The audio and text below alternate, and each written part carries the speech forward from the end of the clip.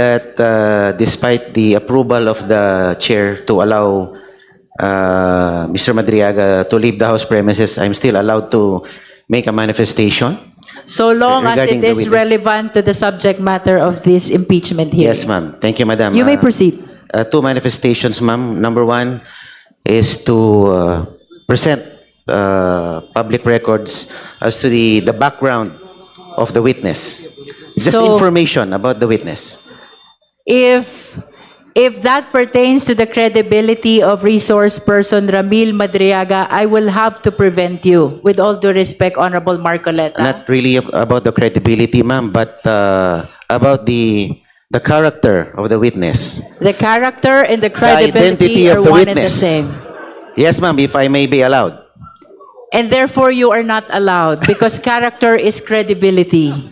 Ma'am, if I may clarify, prior to this hearing, I saw reports that you said that the purpose of this hearing is to test the credibility of Mr. Madriaga, but now we are now denying At least the with objective of respect this to the hearing. contents of the affidavit.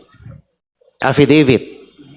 So long as it is contained in the affidavit, then we are confined in the limitations of a clarificatory hearing. So ang manifestation, ma'am, should be confined only to the We can test the directive of the chair. credibility so long as it is Okay, ma'am. limited to the contents Okay, ma'am. of the affidavit. Then I will go to the second manifestation. Okay. This is also regarding the affidavit itself. Okay, you may proceed. Okay, ma'am. Thank you, ma'am. I have carefully reviewed the written testimony, and I am compelled as member of this House and as a representative of the Filipino people to formally place on the record observations that I believe this committee must confront before it receives, admits, or gives any weight to this document. The issues I will raise go not merely to credibility, but about the it is about the content of the affidavit itself. Number one, Madam Chair, I respectfully submit the following. Number one, the testimony is entirely uncorroborated and rests solely on the word of a detained criminal suspect. You are touching on the credibility again. Ma'am, but And this is please, about It has the been amply discussed, Honorable Marcoleta, that even suspects are presumed innocent. Hindi pa po convicted si Ramil Madriaga, and he is entitled to that presumption. So let us refrain from making reference to the fact that he is detained in going against the contents of the affidavit. Ano lang po ang pwede kong sabihin, ma'am?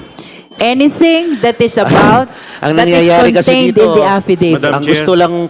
gusto lang pong mapakinggan dito kay kung ano lang naayon sa mga miyembro dito. Paano po yung mga You posisyon are- naman na nasa kabila? You're making mention about the fact that he is a detainee because of your intention to question his credibility. As you have said, Ma'am, you want to if I may be tackle allowed his to finish the character. statement. It's Yes. just, the one I mentioned is just a title. I'm not even going to the body of my manifestation, ma'am. Ano, title pa lang po ang sinasabi ko. I'm being prevented All right, from please speaking. proceed. Thank you, Madam Chair. The written testimony makes sweeping and dramatic claims about alleged high-level private conversations between former President Rodrigo Duterte and others, including a purported agreement to use President Marcos merely as a political tool and unseat him by 2025, alleged plans to sabotage the administration of a sitting president, discussions about assassination by poisoning or other means, plans for a military coup and the siege of Malacanang Palace, and the witnesses' own alleged role in recruiting criminal syndicates, underworld gangs, and Mindanao mercenaries for a destabilization scheme. Madam Chairman, I ask this committee to carefully consider the following. Not a single one of these claims is supported by any document, any recording, any other named witness, or any contemporaneous written record of any kind. We are being asked to accept as evidence in a constitutional impeachment proceeding the bare and uncorroborated written recollections of a man Parliamentary inquiry, currently Madam Chair. detained for There's a kidnapping parliamentary inquiry, for Honorable ransom. Marcoleta, if I may Parliamentary interrupt. inquiry, Madam Chair. Yes, what's the Madam parliamentary Chair, may I inquiry? know if member of this committee is allowed to make an observation? A manifestation, ma'am, is tantamount to an Honorable observation. Marcoleta, please allow the chair to answer. Non-members are allowed to manifest, but they cannot raise question, they cannot vote. Thank you, ma'am. If I may continue po. You may continue.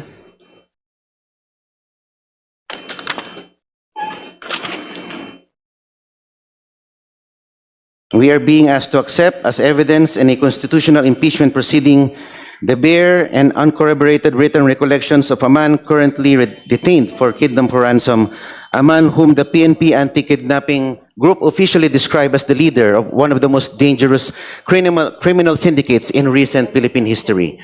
The standard of evidence in an ordinary criminal case already demands corroboration of testimony from interested or compromised witnesses. The standard in an impeachment proceeding, which carries the gravest of political and constitutional consequences, must demand no less and arguably demands far more. Number two, Madam Chair, the witness places himself as an active participant in the very conspiracy he described. Madam Chairman, I wish to draw the committee's attention to a point that I believe has not been sufficiently examined. This witness is not a passive observer of the events he describes. By his own written account, he is an active and willing participant in them. According to this written testimony, if I may read, Madam Chair, the witness claims he was personally consulted by the former President, Duterte, and offered strategic advice.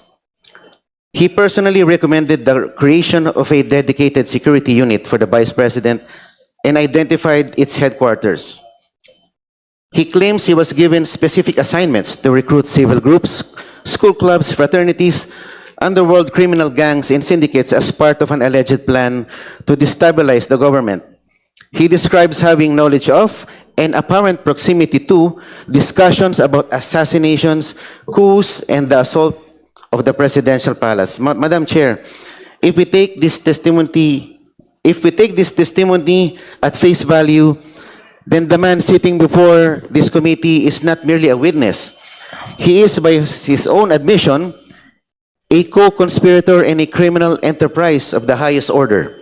He is a man who claims to have knowingly participated in plots that, if true, would constitute rebellion, sedition, and conspiracy to commit murder among the gravest crimes under Philippine law. This raises a question that this committee cannot in good conscience ignore.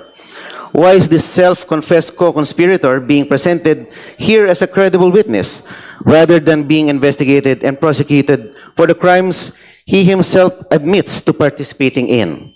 And more importantly, has this witness been offered any form of immunity, protection, or accommodation in exchange for this testimony? If so, this committee and the Filipino people have an absolute right to know.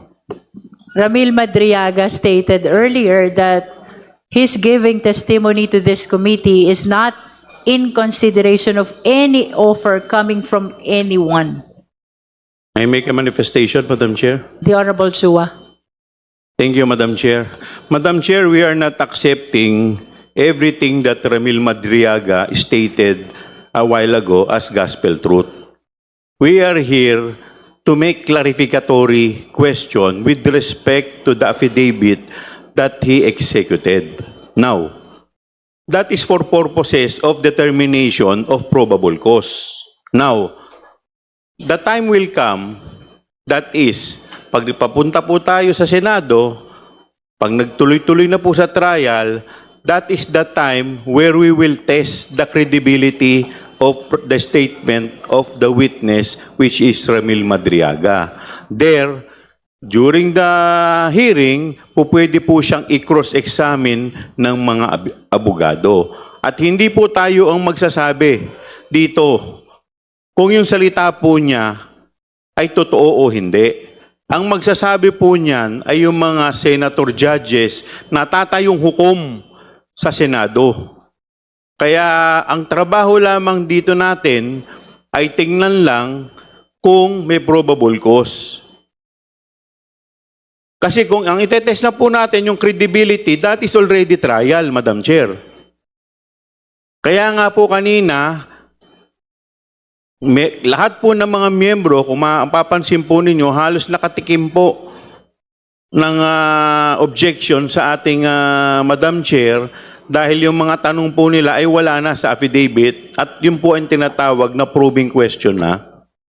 Kaya, Madam Chair, hindi po totoo na lahat po yun ay tinatanggap na po natin. Hindi po porke pinagbigyan natin si Ramil Madriaga na magsalita, ibig sabihin po yun na ang katotohanan. Malalaman po natin ang katotohanan pagdating po sa Senado. Maraming salamat po. Madam Chair. Madam Chair.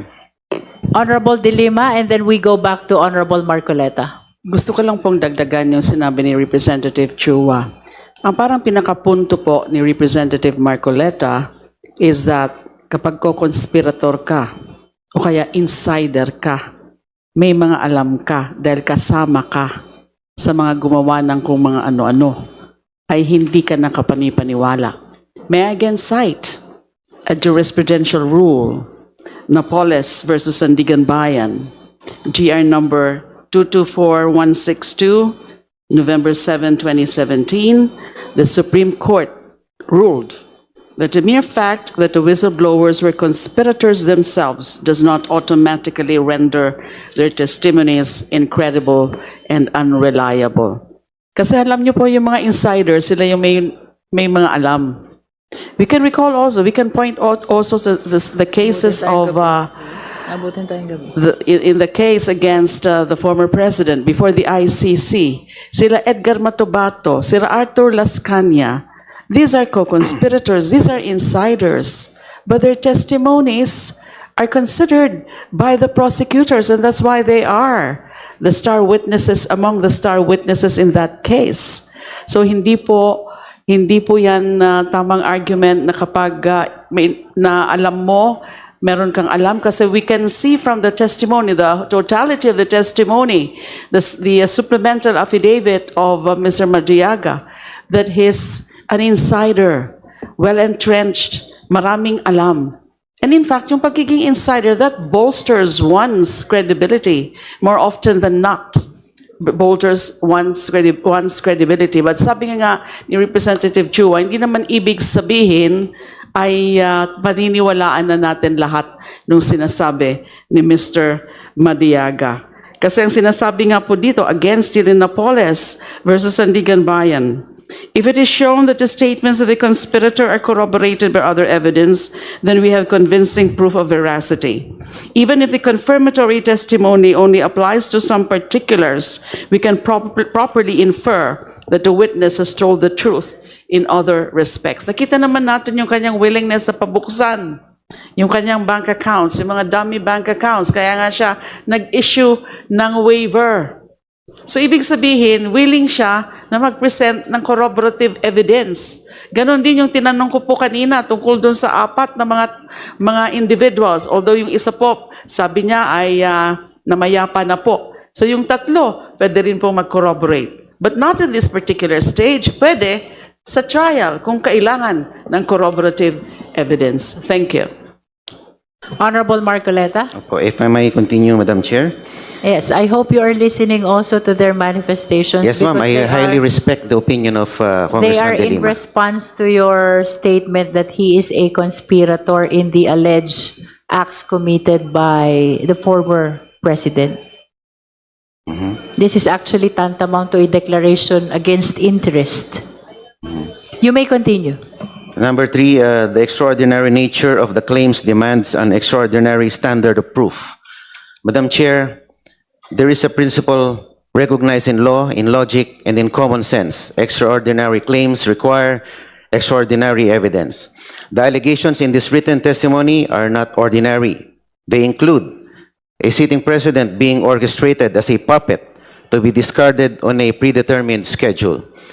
presidential assassination by poisoning as a contingency plan, a coordinated military coup involving active and retired AFP and PNP officers, the planned siege and assault of Malacanang Palace by hard militants and mercenaries, and the recruitment of underworld criminal networks to trigger civil unrest. These are not allegations, Madam Chair, of budgetary irregularities or administrative lapses.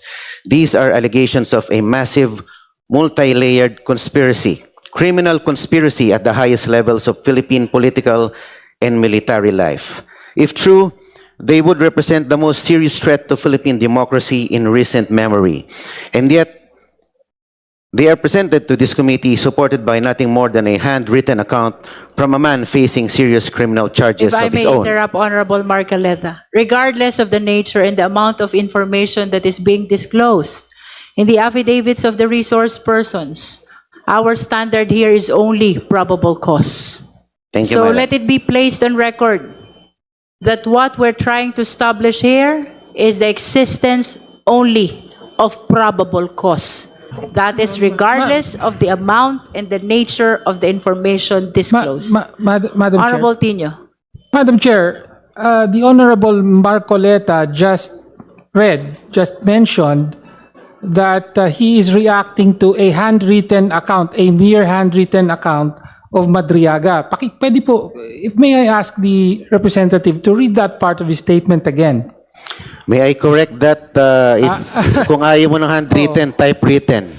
Hindi po. Sinabi nyo sa statement nyo, he's reacting to a For handwritten accuracy, that handwritten was never accepted in the committee. Actually, I have in my me- point precisely, Madam Yes. Chair. I have in Nag-react me siya. Alam ko rin po yung two handwritten. copies of the I have the floor, affidavit. Madam Chair. One handwritten Can and we hear one first the Honorable typewritten. Tino? I have the floor, Madam Chair. Yes. Yes. You may proceed. I am aware of that handwritten account. Umikot po yan sa social media kahapon. May mga photos ng handwritten account allegedly by Mr. Madriaga na ang nilalaman ay tungkol sa sinasabi niya, no, yung alleged destabilization plot. However, Madam Chair, malinaw na hindi yan bahagi ng proceeding na That's ito. correct. No, ang pinag-uusapan po natin ay yung sworn supplemental affidavit That's correct. ni Mr. Madriaga. In fact, it was asked by the Honorable Ko, and the Chair answered that it is not part of our proceeding today. Precisely, Madam Chair. Therefore, his whole manifestation is out of order, Madam Chair. Madam Chair, I have here. Okay, two- let's hear the response of the Honorable Marcoleta. Opo, Madam. Are you referring really to the handwritten? to both the handwritten and the typewritten? I have But you two here. cannot refer to On the my- handwritten because it is not in my part of our possession. proceeding. Anyway, So you have to make up your mind. Is that manifestation pertaining to the handwritten or the computerized okay, allow me to affidavit? make a correction to refer to the handwritten affidavit. If this satisfies So you are to the referring to the typewritten, handwritten. to the typewritten, does that satisfy the Honorable Tino? There are only two affidavits that are part of the proceeding of our impeachment hearing. The first affidavit that is computerized and the supplemental affidavit that is computerized as well. So please state for the record and be certain which document are you referring to in your manifestation. For this purpose, ma'am, I'm referring to the supplemental affidavit here. In other words, you stand corrected No, Madam Chair. when you made mention about a handwritten. Yeah, sorry about the handwritten term.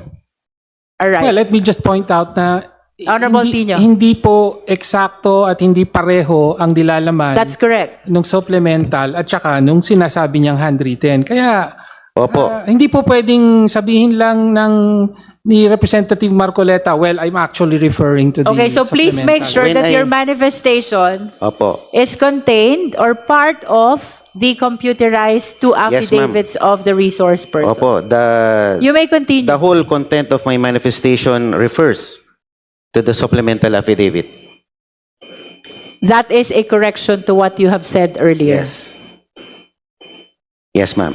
Please continue. Madam Chair, The Honorable Joboy Aquino and then Honorable Abante.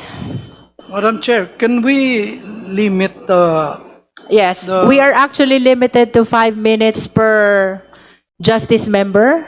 And I think you are on your 4 Ma'am, minutes already. Yes, ma'am. So, with your indulgence, Honorable Marcoleta, please wind up on your Yes, ma'am. manifestation. You have 1 minute to wind Yes. up. Madam Chairman, the weight of the claim must be matched by the weight of the evidence. As it stands, there is a vast and troubling gap between the two. Lastly, the timing and circumstances of this testimony raise serious questions of motive. Madam Chair, I also wish to place on record my serious concern about the timing and context of this testimony. The document is dated April 11, 2024, if I'm not mistaken, ma'am. It might be corrected on the exact date. April Comsec, can 11? you please confirm it if the date is April 11, 2026? Of the supplemental affidavit. The date of the supplemental affidavit. May I confirm the exact date? Kindly confirm the date.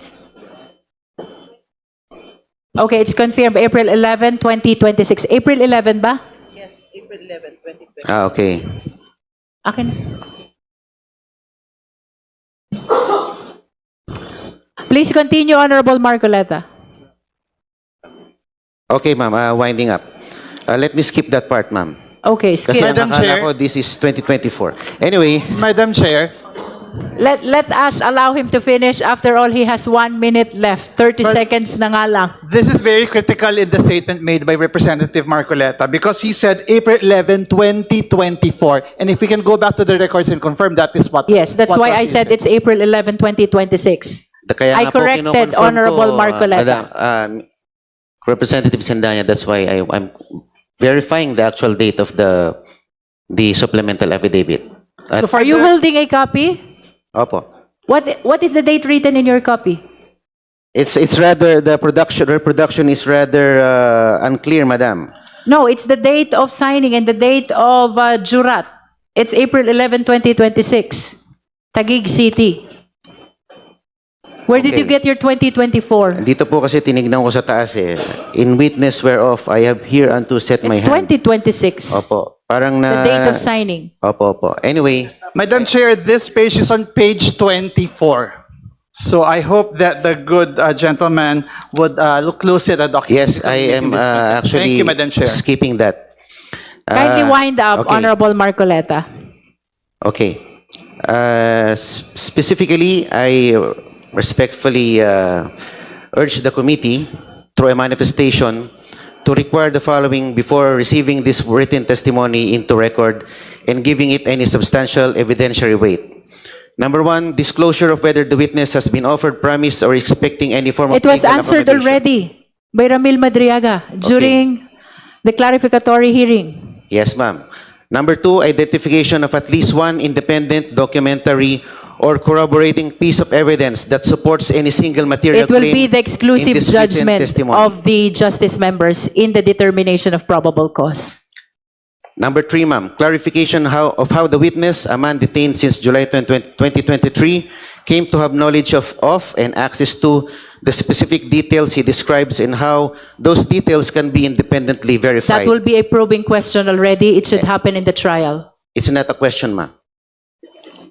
But And that number one. is a statement as to what the Justice Committee should do, and it goes beyond the clarificatory hearing already. Opo. If you were observing earlier, I've been stopping the questions of so many members to make sure that we confine this proceeding to a clarificatory hearing. So please, Yes, ma'am. do not suggest something that will go beyond Yes, ma'am. the intention of this proceeding. And if I may take note, ma'am, the chair already called out most of the members of the committee into stating probing questions. And you are suggesting probing actions also. The last one that you read. Unless you don't understand what you It's a read. request, ma'am. It's a request. It's not That a is probing why question. I am reacting to your request because your request entails probing action already. Opo, and if I may make this observation, ma'am, halos 20 po ang kinall out po ninyo na nagpo-probe, probing questions. I don't know if the committee can still continue with a hearing na hindi nakapagtanong ng probing questions without violating with the confining to the standards of a hearing without going to a full trial. Kasi puro halos 20 This is na. not a trial. O nga, bakit po puro probing questions ang ating tinanong? Halos 25 po yata And ang that is kinollout why ninyo. we are preventing the Opo. justice members from raising or pursuing the probing questions. Yes, ma'am. And if, I don't know if this is probing again, if I may be furnished a full accounting of who assisted the witness in preparing, drafting, or delivering this written testimony, and whether any party with an interest in the outcome of this proceeding was involved in that process. I think that has been answered by Madriaga already during our clarificatory hearing.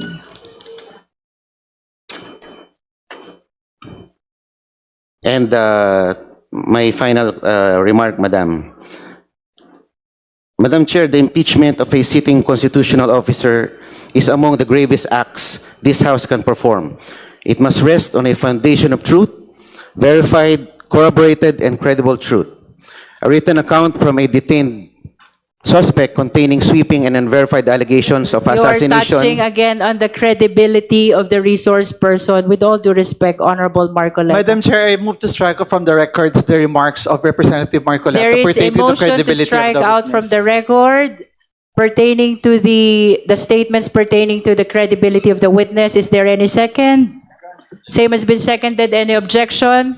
Hearing none, the motion is approved. Please strike out from the record all statements of the Honorable Marcoleta pertaining to the credibility of resource person Ramil Madriaga. Baka po walang matira doon, Mama. Sana yung final lang kasi Please Wala nang- understand at that least the issues Filipino concerning people are watching kahit credibility na pina-strike out niyo yung mga must be statements ko. raised in the trial Ma'am, and not in this clarificatory when you were hearing. interviewed before the media, ma'am, sinabi nyo you're here to test the credibility Please of the confine witness. your Madam Chair, manifestation point of to what order. is happening in this proceeding. Madam Chair, point The of Honorable order. Diaz Suarez. Are you backpedaling? With the permission of Congressman Marcoleta, I think we've given the gentleman enough and sufficient time to explain and expound on his position. We still have so many matters to discuss and so many resource persons have been waiting. So may I ask the indulgence of the good congressman if we can already put and conclude his position and move on with our hearing because, Madam Chair, it's 3:45 in the afternoon.